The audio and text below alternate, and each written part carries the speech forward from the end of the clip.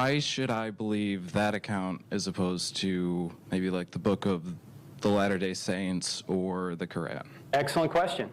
You guys know we love these Frank Turek Q&As. This one in particular I wanted to feature because Matthew asks a very important question about the Bible that exposes a core misunderstanding that I think a lot of people have, as far as I can tell from the comment section on even this YouTube channel. So we're going to let Matthew lead with this question.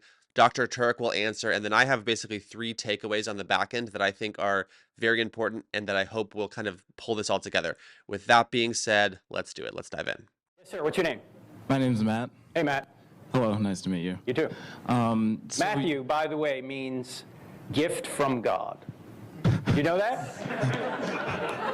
You're welcome. That's how you break the ice. So, my question is, you are of the conclusion that the statements of the Christian Bible is the true account of why we're here. Sure. Why should I believe that account as opposed to maybe like the Book of the Latter-day Saints or the Quran? Excellent question. That's a great question, because there's evidence that the New Testament accounts were written early by eyewitnesses, which contain embarrassing testimony they wouldn't have made up, which they died for, which also has extra biblical testimony from outside sources, which has Old Testament prophecy behind it, which has elaborate testimony that you couldn't explain unless they were eyewitnesses. In fact, your own Tim McGrew talks about that. It's called undesigned coincidences. There's archaeological evidence which backs it all up. Whereas if you look at the Quran, let's just take a look at the Quran. The Quran was written after Muhammad died. He died in 632 AD. It was standardized by the third Muslim caliph Uthman in 650 AD. And the Quran does not contain any miracles done by Muhammad. All the miracles attributed to Muhammad were attributed to him about 150 years or so later in the Hadith, the written traditions and sayings of what Muhammad said and did. So there are no eyewitness miracles of Muhammad. In fact, Muhammad denied doing miracles. Now, in the Quran, it says Jesus never died or rose from the dead. A substitute was put in his place. That's Surah 4, verse 157. This book is written over 600 years after the events. But you go back to the New Testament, and you've got 8 or 9 sources, depending upon who wrote the book of Hebrews, which has all of this evidence in it, which has been verified to be eyewitness testimony, and there's archaeological evidence behind it, that indicates that Jesus really did die and rise from the dead. Well, he certainly died. We know that. Even the great skeptic Bart Ehrman admits he died. There's no ancient historian who says that what the Quran says is true regarding Jesus. Even atheists admit Jesus died on the cross in 30 or 33 AD. So if you're going to look to a book to tell you what happened to Jesus, or you're going to look at a book that came 600 years after the events, or you're going to look at a collection of eyewitness documents written by contemporaries who were there, I'm going to go with the people who were there. Now, when you get to the Latter-day Saints, that's obviously even much further ahead. That's in the 1840s. And they're adding books to the Bible and saying that the Bible hasn't been translated right, or that it hasn't been copied right, or whatever. And the Mormon view, doesn't mean every Mormon believes this, but Mormons are polytheists. As man is, God once was. So they're adding a whole nother realm to the Christian worldview and actually going from theism to polytheism. And if you look for archaeological evidence for the Jews here in North America, or anything the Book of Mormon talks about, you will not find it. So that's why. And our book goes into great detail, by the way, Matthew. Here's a follow-up. Go ahead. Your follow-up. Yeah. Well, I was just going to ask if you believe there are any prophets that would have come after John then, I believe, or if it just kind of stopped. I think the canon is closed since Revelation. I don't think there's more apostles that are getting new revelation now. I think that we have enough revelation there that keeps us busy, and we know enough about, what life's about, and when, and that Jesus is one day going to come back. We don't really need any more new revelation. I can't live up to what's already given. So.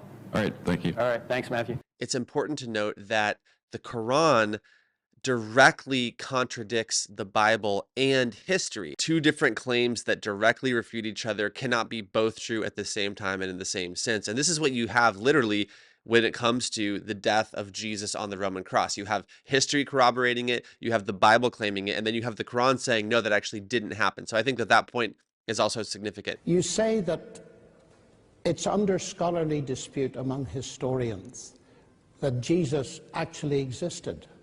Now, I checked with the ancient historians. That is not so. And it disturbed me. History is not natural science. But what I don't understand is this, why you would write something like that. I don't think it's a very important question whether Jesus existed. There are some historians, most historians think he did, some They historians certainly don't. do. I couldn't find an ancient historian that didn't. Well, there are one or two. When you look at history, and let's leave aside, maybe I alluded to the possibility that some historians think Jesus never existed. I take that back. Jesus existed. Now, I also want to say that I appreciate Matthew here because his desire to go deeper and his desire to know the truth actually unveils or unearths the deeper important questions. How is the Bible actually fundamentally different than the Quran or than, the Book of Mormon? And I think that these are the types of questions that need to be answered, because until they are, people will naturally have a view that it's all fairy tale, it's all just literally claims being made without any type of corroboration or archaeology or prophecy, of these different things that Dr. Turek listed. Now, obviously, I don't expect this one video to move the needle from 0 to 100 for somebody. If you're in a place of having church hurt, church baggage, or even if you have not looked at the intellectual side of Christianity, I don't expect this video to move the needle all the way for you into belief that Christianity is true and that Jesus actually is the one true God. But I hope it at least plants a seed in your mind that makes you curious, like Matthew was here. Dr. Turek's answer really just opens up a window where there needs to be more research done, is my point.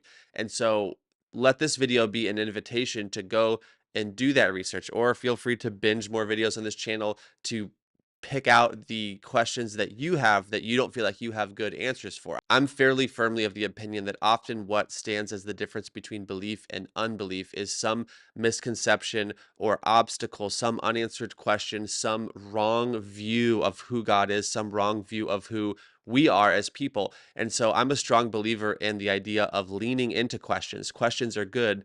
Doubt itself is okay. Matthew here I respect because he's bringing these things to the light, and I believe that truth will out. And I've seen so many examples of that even on this channel that's so encouraging, where you see switch flip and someone actually has light shed on something that actually makes sense of something that didn't previously make sense to them. That's also my story. I wrestled for years with a lot of these same things.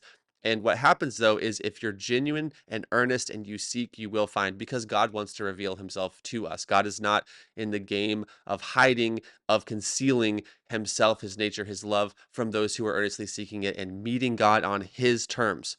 So come with an open heart. That's all I ask. This is almost more of just an intellectual integrity thing. Come with an open mind and seek and keep following along. And I have extremely high confidence that for those who are earnestly seeking God, they will find him. So with that being said, I appreciate you guys, as always, for watching these videos. I hope this is in some way helpful or encouraging to you, and I will see you guys in the next video.